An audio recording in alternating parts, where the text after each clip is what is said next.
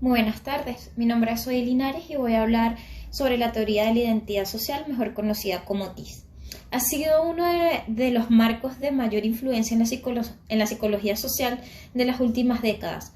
Sus propuestas han servido de estímulos en numerosas corrientes teóricas y ámbitos de estudios vinculados al comportamiento grupal en general y a las relaciones intergrupales que intentan integrar las motivaciones y pensamientos de un individuo con el grupo o categoría social a la que pertenece. El ser humano tiende a clasificar el mundo en categorías para poder comprenderlo y asimilarlo mejor. Categorizamos a las demás personas en grupos sociales para diferenciarlas y etiquetarlas según su raza, nacionalidad, sexo, religión, cultura, profesión, entre otras. Y al hacerlo, tomamos conciencia nosotros mismos de las categorías a las que pertenecemos y de las conductas que hemos integrado de ellas.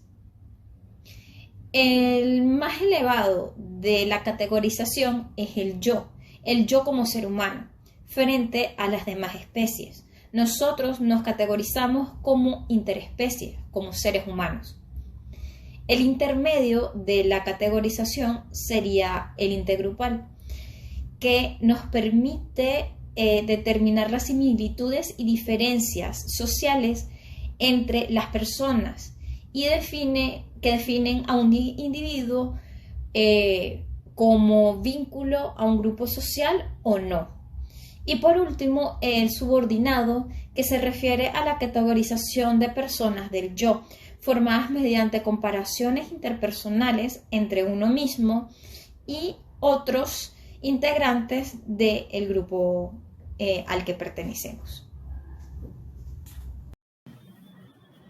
Buenas noches, mi nombre es Orlando Labrador, soy estudiante de Psicología de la Universidad de Yacambú y hoy estaremos hablando sobre las 3 dimensiones de la identidad social.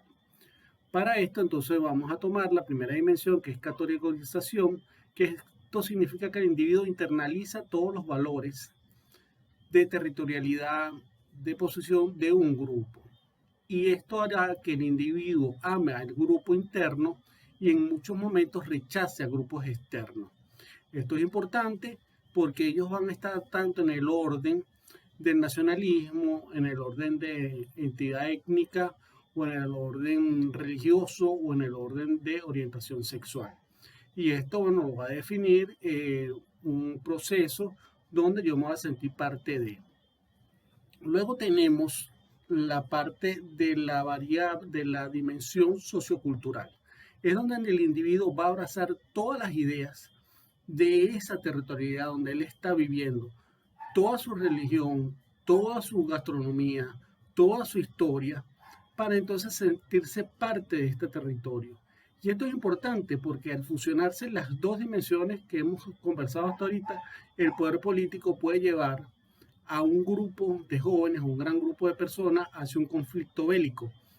Igualmente, entonces entraremos dentro de lo que es que el individuo sienta que está siendo desleal con el grupo al no amar alguna de sus referencias. Por ejemplo, la gente que es afrodescendiente definirá que no ama a su grupo porque, bueno, le gusta la música clásica.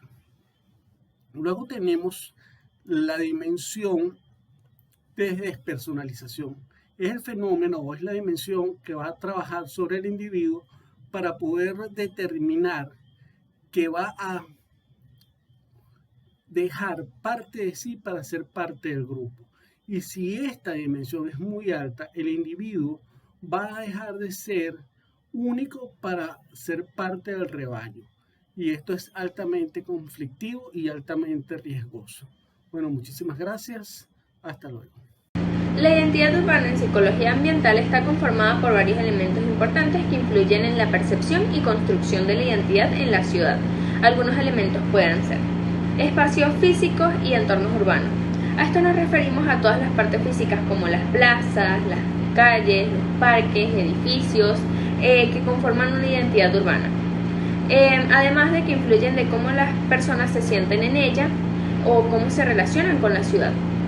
Ahora hablando del patrimonio cultural y de historia, hablamos de lugares históricos, de monumentos, tradiciones culturales que forman parte de la identidad urbana y pueden generar un sentido de pertenencia a los habitantes.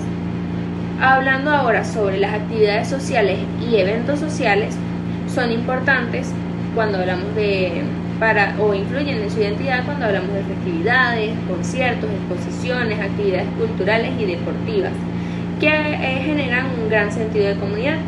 Ahora hablando de las características demográficas y diversidad, son importantes ya que está la presencia de grupos de diferentes etnias, culturas, tradiciones que enriquece la actividad o la identidad urbana y promueve la convivencia y respeto mutuo. Ahora hablando de las infraestructuras y servicios, son importantes ya que hablamos de la calidad de vías de transporte, el acceso a servicios básicos como el agua, electricidad y la disponibilidad de espacios públicos que influyen en la percepción de la identidad urbana. Hablando de la percepción y representación colectiva, la que forman los habitantes que perciben y representan colectivamente a la ciudad, que también es un elemento importante cuando hablamos de las narrativas, las imágenes, símbolos asociados a la ciudad en la que se percibe o a la que se construye. Hola, ¿qué tal? Mi nombre es José Brizuela y en esta oportunidad les hablaré acerca de cómo se obtiene la identidad urbana. Ahora bien, podemos decir que la identidad social urbana se configura a partir de los procesos que parten del entorno físico urbano y está transculturando a la sociedad a la que forma parte.